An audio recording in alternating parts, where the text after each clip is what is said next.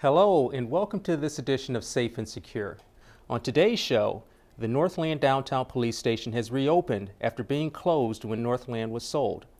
And Acting Fire Chief Barry White has retired. We'll have these stories and more on this edition of Safe and Secure.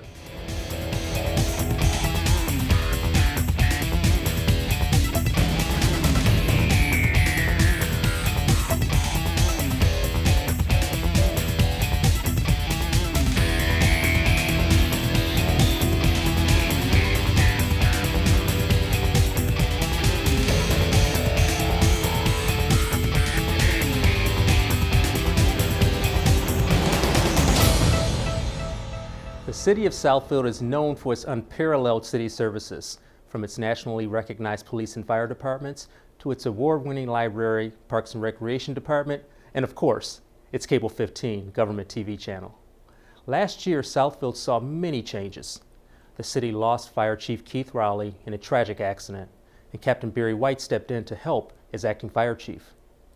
Captain White grew up in Southfield, and his father was a career firefighter in the 1940s. And his uncle was one of the original firefighters and eventually fire chief of the volunteer firefighters. This year, Chief White announced his retirement, and we sat down to talk with him about his time of service with the Southfield Fire Department. My father was a firefighter in the 40s, and then he quit in 1948 to pursue our family business. And my dad was friends with firefighters, so we ended up coming down to the fire station quite often. And I always had an admiration for the Southfield Fire Department in particular, because as I was growing, the city of Southfield was growing also, and our fire department was growing and becoming known around the world, around the United States at least, for our innovations, mostly in fire-based EMS. So as a kid, we heard quite often about the successes of the Southfield Fire Department. So it was easy to be a young kid and wanting to do those kind of things. Thought I was going to do some things different, maybe play sports professionally, or went off to college. And after that didn't work out for me, I realized that it was time for me to start looking for a job that I would enjoy, because I really hadn't found that yet. And this opportunity came about, and we competed, my group, we competed with 1,800 people in 1986. Or 85, we took the test with 1,800 people, and 6 of us were hired off the list. So that was, other than when I met my wife and my 2 children were born, that was the luckiest day of my life when they called me to come to work for the Southfield Fire Department. Chief White has memories from very early on of his father's involvement in the fire service. It even includes memories of Detroit's troubled summer of 1967. I remember my father having fire gear in the garage, and to me as a kid, we were excavators, so it really didn't mean that much to me, but I can remember my dad going to first aid training. I remember that because he had an ace bandage and we'd practice at home. Some things never changed. When I went to medic school, I was practicing those skills at home. And then I remember during the riots in Detroit in 1967, the Southfield Fire Department assisted the city of Detroit. I remember my father coming to work, and he would work as a dispatcher, because back in those days, the fire department, we did our own dispatch. So when they had a significant run, my dad would come in and he would mostly work dispatch, as I remember. Both of Chief White's parents grew up in Southfield. It's kind of unique for me because both my parents grew up in this city. So there are people in pictures up there that were boyfriends of my mother. and there's people up in those pictures that were some of my mom's best friends and my father's best friends. So being a Southfield family and my father's family coming here in the early 1800s, we've had a long connection to this building and these pictures. With such a long term of service, it was hard for Chief White to pick out the most memorable runs he went on. But when former Fire Chief Keith Rowley passed, it threw the entire city and fire department into shock. The proudest that I am of my career is almost 8 months ago, we lost our fire chief unexpectedly, Keith Rowley, in an accident. And that transition, it was unexpected. There was somebody had to step up and lead our department through that time. We'd had a bad year last year. We had some really bad runs. Couple fatal fires, we had some fatal drownings, and then leading our department through this change into the progression to the next chief, that's what I'm the most proud of. Right after the incident happened, where Chief Rowley passed, we brought people in to help. We have chaplains within our fire department that we're able to talk. We see a lot of bad things in this job in the course of, you know, a 24-hour shift. It takes a special person to be able to deal with that and make it through their career. Each person dealt with it in their own way, I'm sure. But yeah, you have two families when you're a firefighter. And like every family, we have our good days and our bad days. You have people you can confide in, and you have people that but we wake with each other, we eat with each other, we study for school with each other, we take time off and relax at work with each other because we're here on 24-hour shifts. So we basically know more about each other than just about anybody else in our lives other than our immediate families and our very close friends. And probably know things about each other that our spouses don't know, and that's the way we keep it. So yeah, a lot of us use our internal family for that, but we had council members go to each fire station. We had the city administrator go with his wife on Saturday mornings and Sunday mornings when the firefighters were able to relax a little bit and let their guard down. And the administrator had breakfast. We have 5 fire stations, 3 units. And between its city administration, our elected officials, the acting mayor at the time, every one of our firefighters was talked to not only by myself and their supervisors, but by our administration, by our elected officials, and by people. It's called CSID, or Critical Incident CISD, Critical Incident Stress Debriefing, that are professionals that handle that kind of thing. So we reached out to everybody in our department. Some people didn't handle it real well. Some people probably are going to have issues the rest of their lives. They were close with Keith. They were personal friends with Keith. They worked on his unit. He was their direct boss. So those things will probably never heal or never change in people's lives. How we get past the hurt things, the things that hurt us physically and emotionally, is that we're here to provide a service to citizens that need help. And we've never taken that oath or that need lightly. So, like I said, since 1942, I've never known of a Southfield firefighter who didn't put himself above what was needed or asked for by the community. So I think that helps us when you have a sole goal like that and something to focus on during your course of your workday. I think that helps me personally and some of our members get past the bad things and understand that, you know, we're here for a different cause. The family of the City of Southfield, the family of the Southfield Fire Department have made a difference in a lot of people's lives, made a difference in my life because of being able to work here and the privilege of getting to know the men and women that I've worked with in the Southfield Fire Department. And this community has some incredible leaders, both formally and informally, and getting to know the leaders of the City of Southfield, the people that make this place a better place to live and work, that's been encouraging for me. One of the things Chief White is proudest of is something you don't hear about, his promoting the fire service to young people. There's another situation that I don't talk about much, and I currently don't live in the City of Southfield, and in the community where I was living, I realized that the fire education for the kids was not what we expected, and so my daughter's class, I started doing stop, drop, and roll, and did the firefighter at elementary school and kindergarten for our school district where my children were raised. And one of the friends of my daughter's remembered that and decided he wanted a career in the fire service, and he's pursued that. And now he's a lieutenant with the Hamburg Township Fire Department. And that was I didn't realize any of that. And it wasn't until he became an adult that he came to me and he said that was the seed for him to want to be a firefighter. So that was something personally that I'm proud of. Chief White has many memories of his time here in Southfield. It seemed that every picture on the wall prompted a memory. At one time, the City of Southfield provided fire service to Bloomfield Hills, and Beverly Hills. And this was Fire Station 3 that we provided service to Beverly Hills during that time. There wasn't when they opened Station 3, there really wasn't a building, so they pulled a mobile home in and built a garage, so the truck was in the garage, and that's Marcel Charette. Marcel Charette was a unique man here in Southfield. He was my first boss. I've worked with all three of his sons, well, three of his sons, not all his children. He was our emergency management director after he retired from the Southfield Fire Department, and he was also a World War II hero. So unfortunately, Marcel recently passed, but that's Marcel Charette coming out of the trailer, going to the fire truck. My stepfather, Bob McGregor, worked at that station with Marcel, and he loved to tell us stories about the shenanigans that went on inside that trailer. There was a lot of frozen boots and wet socks and those kind of things. Here's a picture from the 40s. A few of the people I recognize here. This is George Young. George's son was one of my best friends growing up. Knew him through the fire service. My uncle's in here, George Fisher, who was the first captain of the 1st Volunteer Fire Department and ended up being chief of the Volunteer Fire Department. Here's one of our first aerial trucks. As Southfield grew, we had the need for a vehicle that would reach above the ground ladder level.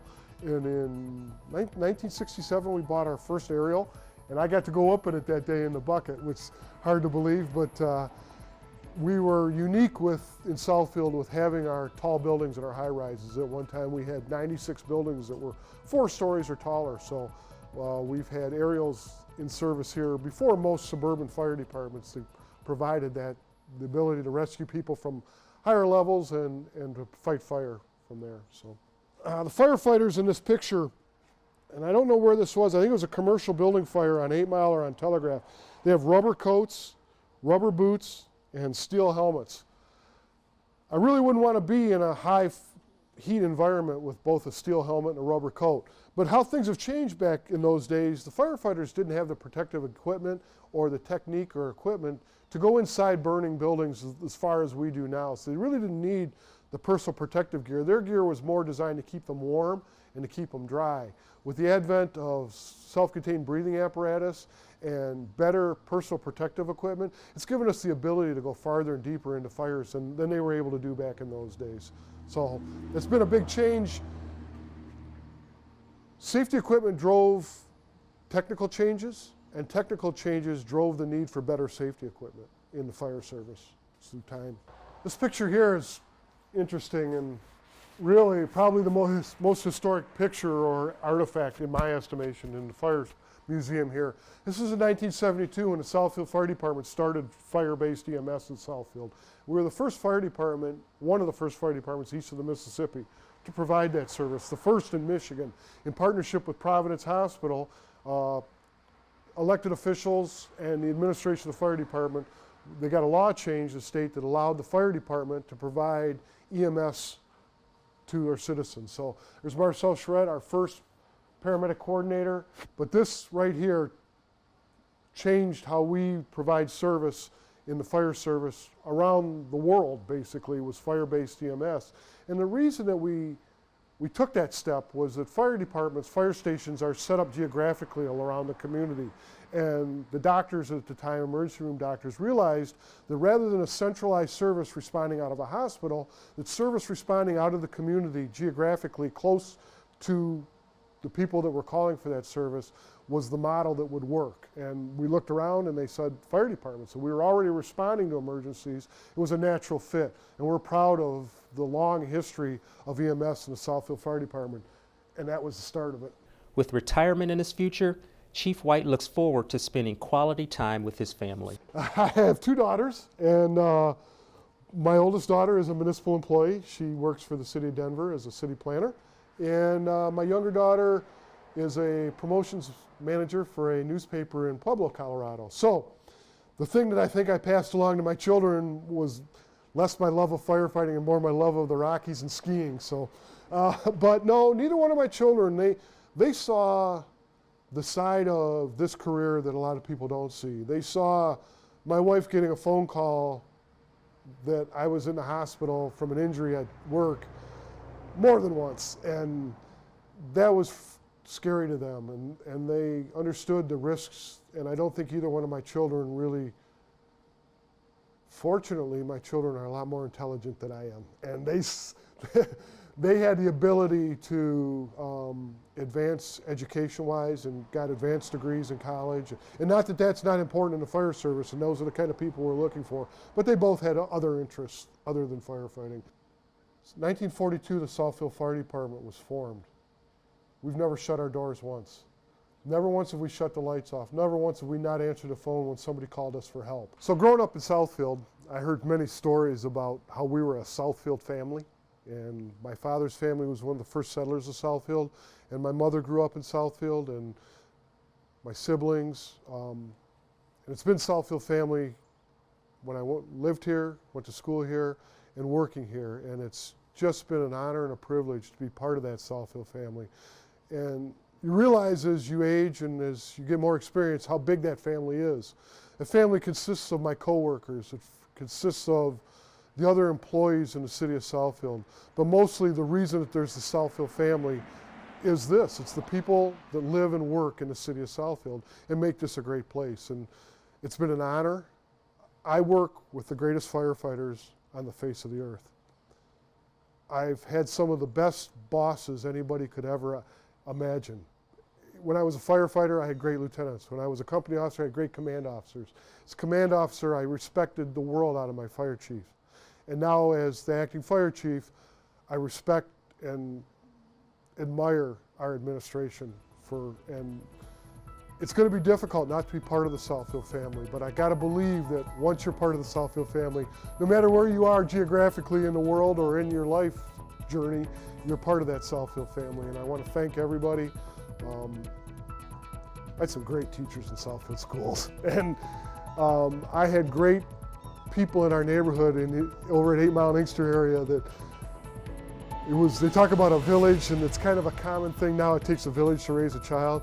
Well, I know in my case it was a neighborhood to raise this child into a man, and it was the Southfield Fire Department, the Southfield family that allowed me to have this great career and be proud of what we've accomplished in the Southfield Fire Department.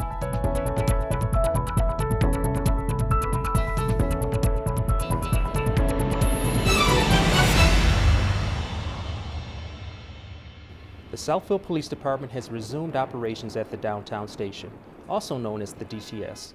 The DTS is located in the east parking lot of the former Northland Center, off of Greenfield Road between Jail Hudson Drive and Northland Drive. This move comes on the heels of the city of Southfield purchasing the mall. Overall, plans for the mall are still in the beginning stages. Well, actually we have quite a bit going on. We've hired a couple of firms to sort of maintain the property for us, make sure that the asset isn't deteriorating in any way.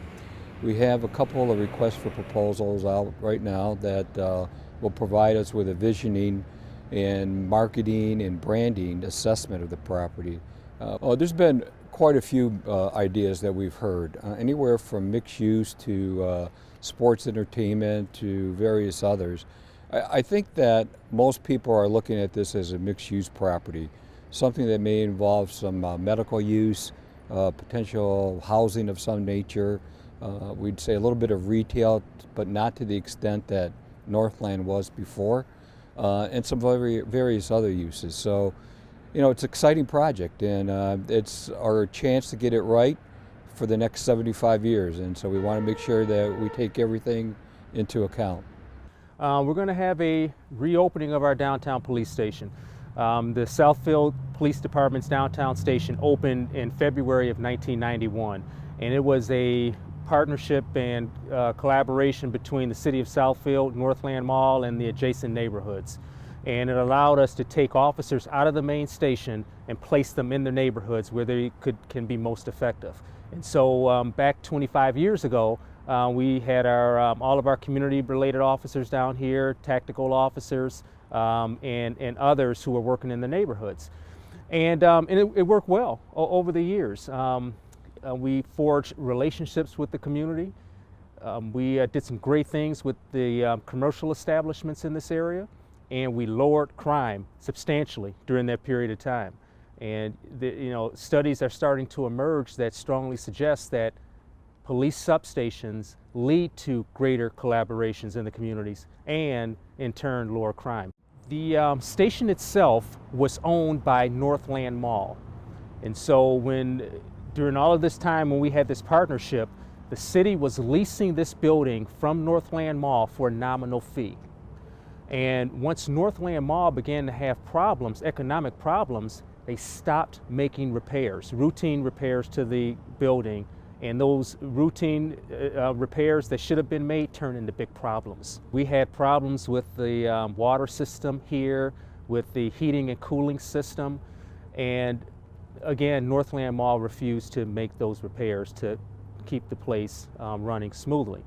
And so we stayed for a while, and at some point it just became where it wasn't habitable for the officers. So we had to take the officers out of the building. The city acquired the Northland Mall property, and with that, the building that houses the downtown station. So now the city owns this building, and the city decided to invest in the building to make it habitable for the officers who are down here. So there were repairs to the water system, to the heating and cooling system.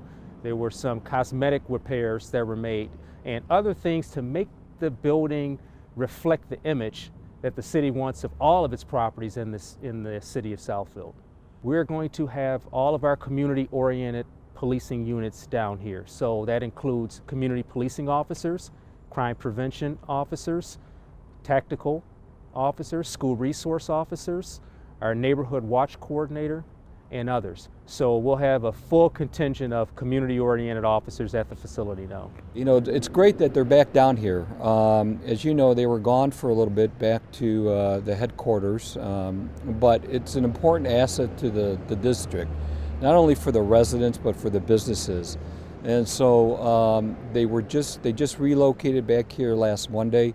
They're doing some improvements to the facility to make it workable for the officers, and you know, everyone is excited about it. You know, if you talk to people around here, they notice there was a big difference just by the volume of cars in the parking lot. And so everyone is very happy, and I think that they're going to probably be here to stay. The community is very, very supportive. The community wanted us to come back. There was overwhelming support for the police department to make the necessary moves to come back down to the downtown station, and the community is ecstatic. And we're just as ecstatic as the community to get back and now have an opportunity to continue building the relationships that we've built over the last 25 years.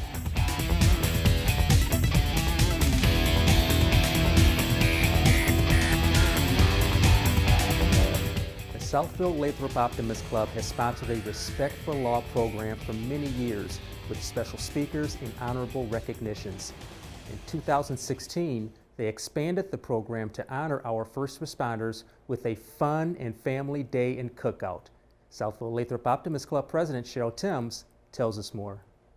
For years, our club has sponsored a Respect for Law in that we have recognized the police officers and firefighters.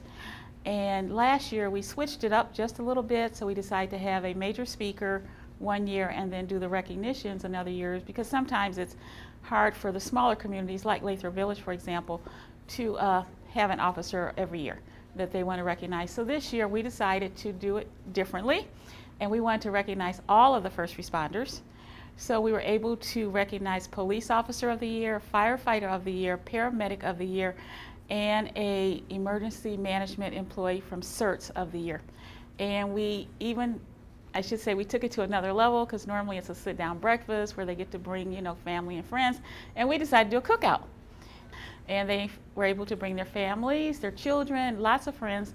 So we just made it like a day off for them, because they're always on the job. Public safety is so important to us. Not only that we recognize those who are on duty for us all the time to help to provide a better quality of life for, you know, individuals, for our families and our communities, but it also helps us to provide programs where we can help to educate our youth. Internet safety is something that, you know, we worked with in the past with our first responders. We've done bicycle safety with our first responders in the past. And, you know, we've done career fairs with our first responders in the past. So we've been partnering with them for a very long time, but this is just a way that we give back to them in another way. We send a letter to the chief of police. We send a letter to the director or the chief of the fire departments, and we send a letter to, you know, the Homeland Security and Emergency Management. We tell them, you know, that we want to do a recognition this year for you know, that first responder of the year, different than in the past, but we'd like them to select their person and to be able to provide a nice overview of why that person was selected by their department. Police officers, firefighters, Homeland Security, and emergency medical technicians were acknowledged this year.